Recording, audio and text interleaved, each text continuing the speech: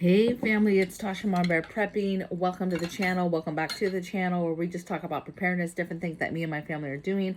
Hopefully it helps you and yours. Today I want to talk about the battle that we have going on about our food. On this channel we've talked a lot. I mean a lot for years and years.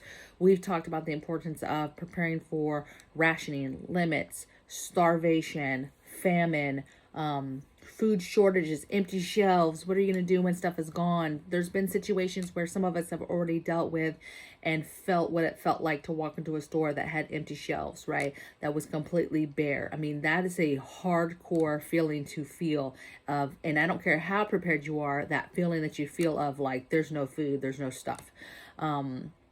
And that fear of how long would that last, whatever event comes, how much food do you have, basically how close are you and your family to starvation? How close are you to a situation where you would have to ration?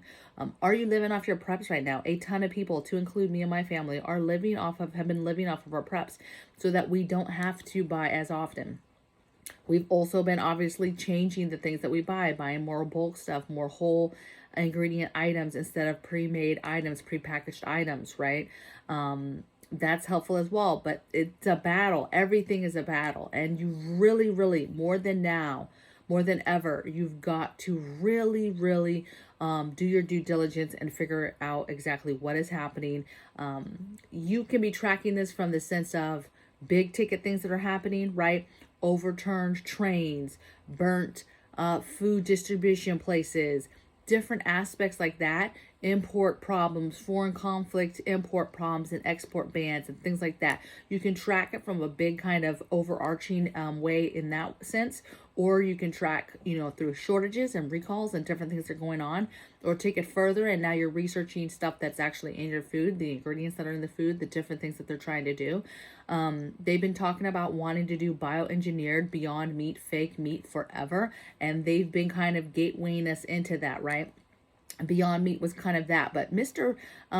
Bill Gates, he owns all the patents to the different various bioengineered types of food, right? He owns all those patents. So this man, of course, wants to make more money, wants to be in charge of the food. Whoever is in charge of the food is in control of the people, and wants to do bioengineered food. And that's not a secret. That's what he wants to do. That is his plan. He's already doing that. He's doing that with the appeal. That's kind of the thing that people are on right now, is the appeal stickers that can be found on your fruit.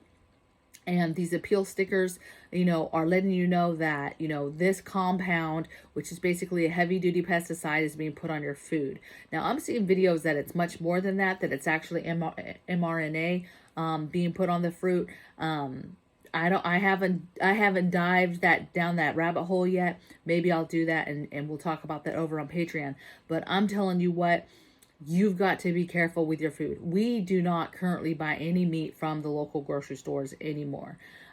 You've got to find a local farmer. Just Google. There's stuff around you, I promise. And Google what you're looking for. Local chicken, local beef, local pork, whatever it is. See what their policies are now. Make sure that they understand. You want to know if they change their policies in any way as far as vaccines and different stuff that they plan to give their animals that are not outside of the norm, right? It is a scary kind of thing. Just, and this whole time we probably were buying stuff that we did not know. I mean, they just approved labs to grow bioengineered chicken, but there's been videos well before that of people showing their chicken that they're buying from the store that definitely does not look like real chicken, right? And so I believe this stuff has already been pushed out to public. Of course, they were upset we didn't want to take any kind of vaccine. So there's different ways that they want to implement, different ways to get and make the populace take certain things that they don't want to comply with and not take. And so that has been a concern of getting and taking food, ingesting water, ingesting things that could have stuff in it. And my belief is, by the time they tell us, like this bioengineered meat, like these appeal stickers, right? That stuff has already been pushed out, right? I don't believe that the first time that they're telling us, hey, this is new, this has been approved, this is the first time you're going to see it, that's the truth, okay? So it is a battle. It is a battle already for your food. It gets worse and worse by the day. And so I think it's important that we research, research what's going on, research where your food's coming from, research what pesticides are going on, research the appeal thing, research bioengineered foods, meats, research your ingredients that are on products. What do they mean? Googling what is the meaning of something, especially if you don't know what it is. What is it, right? Researching foods that are banned in other countries but that are okay to eat here, right? So researching. I think it's important to grow your own food and to raise your own food. I think that is so important. I don't care if you have just a little backyard. Plant some trees, plant some blueberry bushes, plant some food, okay? You've got to figure out getting your own fruit, your own vegetables, that type of thing. Also, if you're a preparedness person and you buy freeze-dried food from a company, you need to be reaching out to them and asking them right now, point blank, where do they get their meat? Where are they sourcing that from? Where are they getting that from? What is in it? Can they track that back to what vaccines and different things that are being given to that animal? Because don't think that just because it's a conservative business that, hey, it's freeze dried, whatever. And then, come to find out they're getting that meat from somebody who obviously complies. Okay. So that's, you need to check into that as well if you're buying freeze dried and long-term type foods, and you're just stockpiling in that way. So growing it, raising it, researching and knowing, what other notes did I say?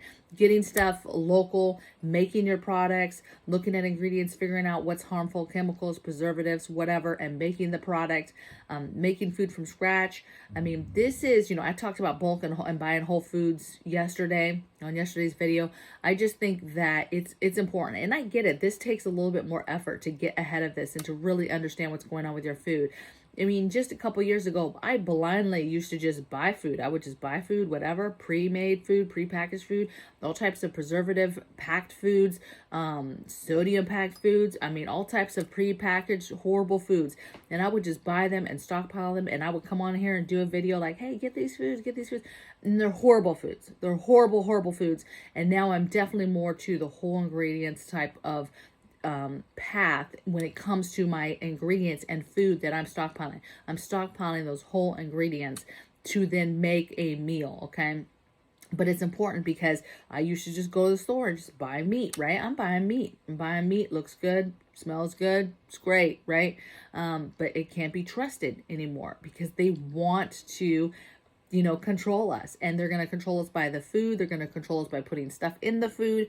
They've already said multiple times that they want to depopulate the world. And how do you do that except to compromise different things that we are exposing ourselves to, touching, tasting, drinking, whatever, right? Taking, right? Whether it's like a pill or something like that.